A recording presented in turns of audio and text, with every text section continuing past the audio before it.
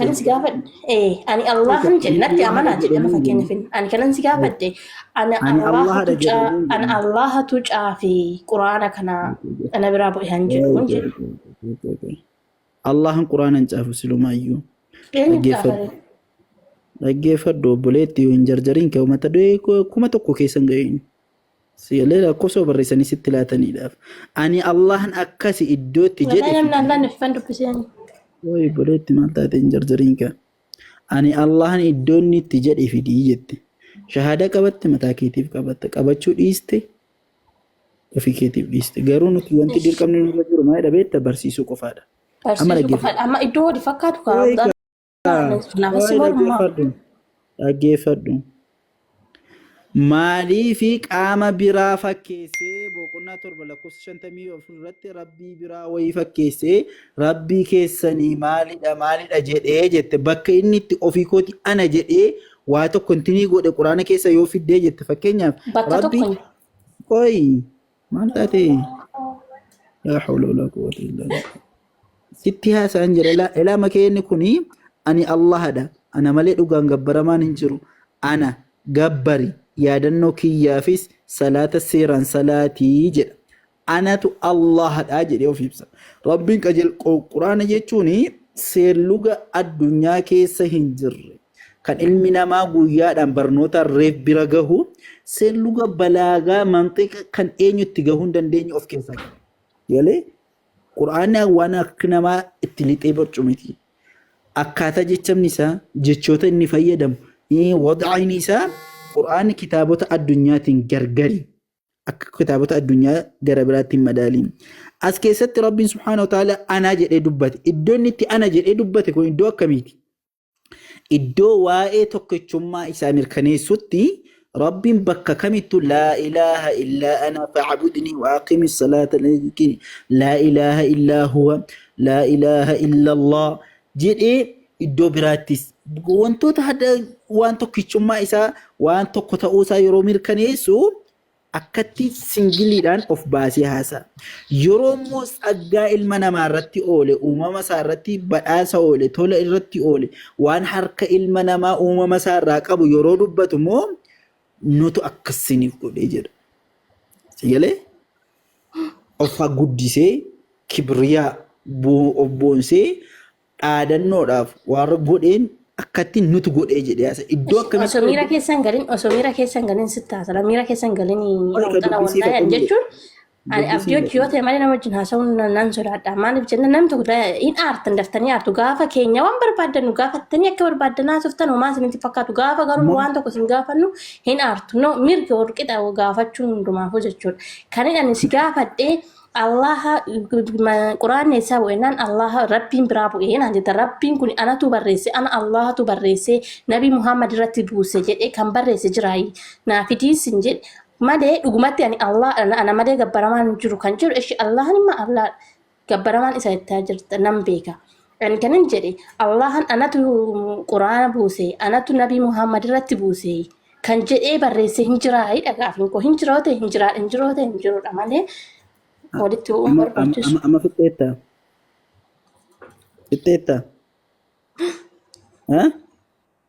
Isa naa deebisika amma Allahani anatu barreesse Nabi Muhammad irratti buuse jedhuun jira. Dhaggeeffadhu obboleetti kiyya. Gaaffii makeetu gaaffii 10 keessa galta lafuma kaatee. Jalqaba maal jettee suuraa 7 si yaadachiisetti deebi'a. Isa ammaa si fedha rakkoon tokko. Maayikiin kee jeeqaa irratti fakkaate suuraa 7 lakkoofsa 54 irratti jette waa'ee quraanaa miti kanatti kaaste Allahan ofii quraana buusee jennaan eeyyeenii siin jedhe sana booda 7:54 banii jette hayyee jennee banne hin dubbistee kaatee kun ammasitti deebiinsi dubbisa dhaggeeffadhu. Waa'ee quraana Allahan ofii kootiin buusee isatu buuse ta'uu itti deebinaa rakkoon qabxee kana boodan si ibsa. Garuu waa maatii haasofti si yaadachiisaa deemuudhaaf tartiibaan deemamuu qabaa sin jedheen. Dhugumatti gooftaan keessan Rabbii isa samii fi dachii guyyoota 6 keessatti uume ergasii arshii irratti ol ta'insa isaaf malu ol ta'eedha jedha. Akkasumatti obsineeti.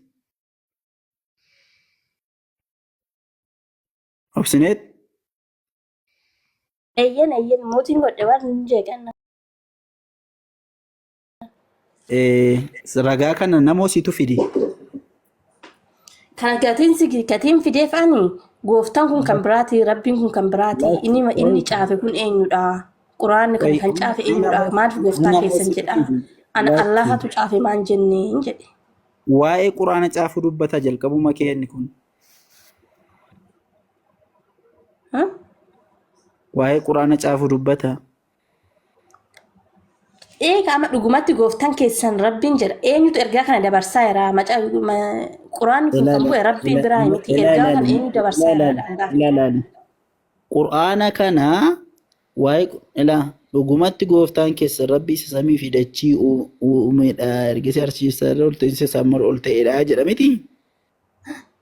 Ragaa kana gooftaan keessan jedhee maaliif achi qabee qaama biraa fakkeessee haasa'ee ati jennaani kun seerluga afaanitti namni tokko utuma ofiisaa ta'uu beekuyyuu ofirraa achi qabee qaama masdarataanii godhee haasa'uun jira. Yesuus iyyuu waa'ee masaa yeroo ibsu tokkicha ilma isaa jedhe keetolee baay'ee illee siif danda'a. Bakka takkatti jedhe kana. Bakka dhibbattu haa jedhu, bakka tokkottu haa jedhu, walakkaa bakka tokkottu haa jedhu, garuu Yesuus tokkicha ilma isaa gaafa jedhe sana utuu isa ta'uu beeku ofirraa achi qabee tokkicha ilma isaa iltifaataa naase. Kun seera afaanii keessatti beekamaadha. Ani immoo anis kan afaanii Yesuus bakka itti ofirraa achi qabee jira. Bakka immoo ofiisatti gilxii ta'ee anaan jedhee ana ofitti fudhatee jiru jedheetu jira. Bakka sanatti immoo bakki Allahaan anattuu Nabii Muhammad irratti buuse jedhee barreessee jira. Ofirraa achi qabee jedhee ramoo hin deemne. Ofirraa achi qabee jedhee ramoo hin deemin. Infittee bakka ammoo kana jaluma taa'ee dhaggeeffadhu. Hayyee Allahan qur'aana ofiisaatii buuseera moo hin buusne? Anatu buuse jedheera moo hin jenne ka jedhuu fi kunoo inshaallah jaluma teessee dhaggeeffachuu kee wayyaa erga buute. Walumaa gala garuu yeroo waan tokko sinii galuudha ka'uu baqachuu hin cinqamiina. Waan tokko dhugumatti nuti zikirii numatu buuse numatu isaaf tiksoodha. Innaa naxnu nazzalna dhikra wa innaa lahu laxaafizuun. Numatu buuse numatu tiksaa jedha. Nu iddoo inni itti jedhaa jiru kun qabxii sila sinii kaaseera. Nu iddoo itti rabbiin subhaanahu wa ta'aalaa jedhu iddoo itti tsaggaa isaa waan ilma namaa irratti tola oole yeroo himatu maqaa kabajaatiin of guddiseerlu. Akkasuma كيتولي براكز تبارك الذي نزل الفرقان على عبده ليكون للعالمين نذيرا.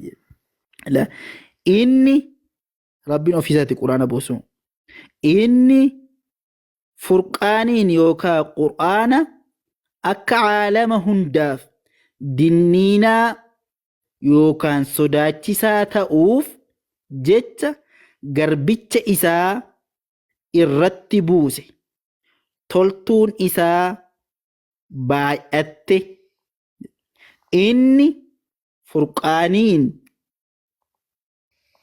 furqaaniin yookaan qur'aana akka caalama hundaaf dinniinaa yookaan sodaachisaa tahuuf jecha garbicha isaa Nabi Muhammad irrattidha qur'aanni kan buufame irratti buuse toltuun isaa baay'atte. Tabaaraka alladhii nazzala al-furqaan قلته إن قرآن كان بوسي على عبده قربتش إسارت قربتش سنة محمد رد مالف ليكون للعالمين نذيرا عالمهم داف نذيرا أكا تهوف إني بوسي سن قلته جرى رب سبحانه وتعالى أكسما بك كانت اللي قرآن بوقنا قرصد لكستو قررت اللي أبسنتي إلالي إندامينيتي أيزو أكون تكونجرو فارون هند كربي غربيتش إساء الرد كتاب بوسي إساء كيستيس daba hin godhiiniiti. Faaruun kan rabbii garbicha isaa irratti kitaaba buusee isa keessattis daba hin godhiiniitii jedha. Sigalaadha. Rabbi ofii isaati kallattiidhaan akka buuse keeta boqonnaa furqaan ammaa keessattis ta'ee kanarrattis ta'ee keetoolee hedduullee kaasuu ni dandeenya isa malee. Isa maleellee keetoolee hedduu kaasuu ni dandeenya. Walumaa gala Qur'aana keessa dhuftanii Qur'aana keessaa gaaffii barbaaddan gaafattanii bakki isin itti gaaffii dhabdan yookaan deebii dhabdan bakki tokkolleen hin jiru. Kanaaf obboleewwan keenya of gowwoomsuun hin xiqqeenya. Of gowwoomsuuf hin cinqamiina. Of gowwoomsuuf. Yeroon isaa bal'aadha waan ta'eef kanaaf obboleewwan kiyyaa qabxiima kana jedhee onni har'aaf goolabee ni gahanatti fakkaata. Yoo namni biraa jiraate ergadhaatii warra mooditiraa Olgashaa qabxii muraasa wajjin haasa'uun ittiin jechuus ni dandeenya inshaallah. Keetole hedduun kaafamuu ni danda'a. Salaamu alaikum. Waalaikum salaam wa rahmatullahi wa barakaatu. Rafinaan jedhaa rastaas. Ani iyyuu rafuu manuma dhiisee deemuudha malee wallahi akkan ta'aa jiru. Jazakumullahu khairan.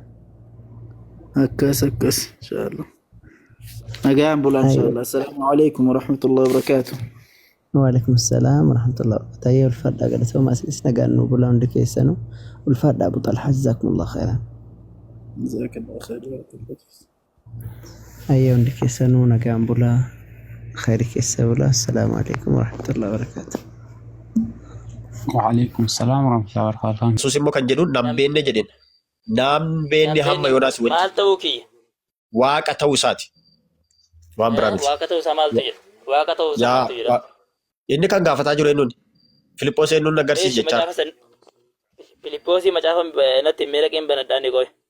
Okay, wangeela Yohaannis 14. Eeshi, wangeela Yohaannis boqonnaa 14. Lakkoofsa meeqa? Eeshi. Okay, wangeela Yohaannis boqonnaa 14. Lakkoofsa 9 irraa kaasii dubbisa. Lakkoofsa 9. Eeshi. Namni ana arge abbaa argeera jedha. Lakkin jedhu. Lakkoofsa 9. Lakkoofsa 9. Lakkoofsa 9 sanuma sii dubbisaa jira bar. Macaafa biraa qaba maaliif irra dabartee dubbistu? Ishi rakkoon qabu sii dubbisaa dhaggeeffadhu. Yesuus deebisee jedha. Utuma ani yeroo dheeraa hammanaa ga'u isin wajjin jiraadhu iyyuu ana hin beekne namni ana arge abbaa argeera jedha. Bishi bakka. Eenyuun Filiphosiin jecha hamma Yoonaas wajjin jiraadhee ana hin beekne maal ta'uu isaati kan hin beekamne. Ofin ibsine kan. Maal ta'uu isaati hin beekamne. Ofin ibsine bar. Halkan gaarii qabaadhaa yeroo gaarii qabaadhaa. Ishi koi bayi waa tokkotti waa takkatti.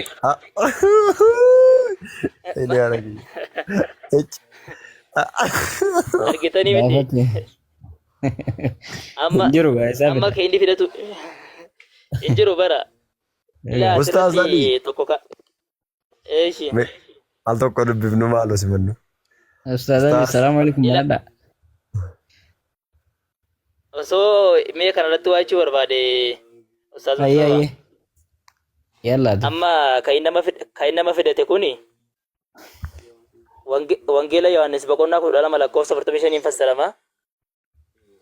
Boqonnaa 12 lakkoofsa 45 banadhaamee ilaaltanii. Inni dhagaamaami sagaleen kiyya kun?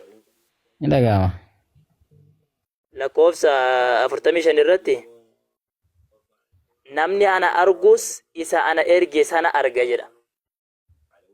Wangeela Yohaannis boqonnaa 12 lakkoofsa 45 irratti namni ana argus isa ana erge sana arga jedha. Isa ana erge sana arga jechuun gana fuuldura jechuudha wanni kun. Hin arga gaafa jedhu fuulduratti hin argaa jechuudha. Kun ammoo akka amantii Islaamaatti illee walaallee dhugaadha. namni rabbitti amanee amantaa islaamummaa qabatee yoo islaamummaa irratti du'ee yoo warra jannataa irraa ta'e ganaa dhuguma rabbiif arguudhaaf jira. Kanaafuu namni ana argu jechuun namni na argee ergamaa ta'uu kiyya amanee naa wajjin tokkichummaa rabbii namni qabateetiin jedhe ganaa isana erge sana arga jedhe. Arga jechuun jecha fuuldura keekuudha. Kanaafuu dhuguma fuulduratti namni nabii isaatti amanee amantaa islaamummaa fudhate gaafa jannata seenee rabbiin arguudhaaf jira. Kun ishkaala tokkollee hin qabu. Wanta inni fidateen garuu ragaa ta'an jiru jechuu barbaadeeti. Inni hubatamaa miti. Akkasii wanti inni fidateef bara hin jiru gaaffii deebisuu hin danda'an akkanumaan wayii waatee baqate akkuma baqatetti. Akkasii wallahi. Akkuma viidiyoodhaan iyyuu itti himaa jirru. Assalaamu alaikum warahmatullahi wabarakatuh. Waalaikum salaam warahmatullahi wabarakatuh. Gaaffii nama harcaaftumaa nama gaafatan durante. Maal godhare nuti warra ragaadhaan deemu warra dhagaa miti. Bara jarre osoo xiqqoo akka nama bootaa babbaafatuu fa'aa turtanii amma yoo isa harka dha'anii bara. Akkana. Akkasiimi. Silaa nama Osoo xiqqoo hin baafadhaamee xiqqoo na eegi osoo jettaniini hin jiru bakka hin jiru waan hin jirre. Dafii baasika. Istii fidika. Jedhu kaasila.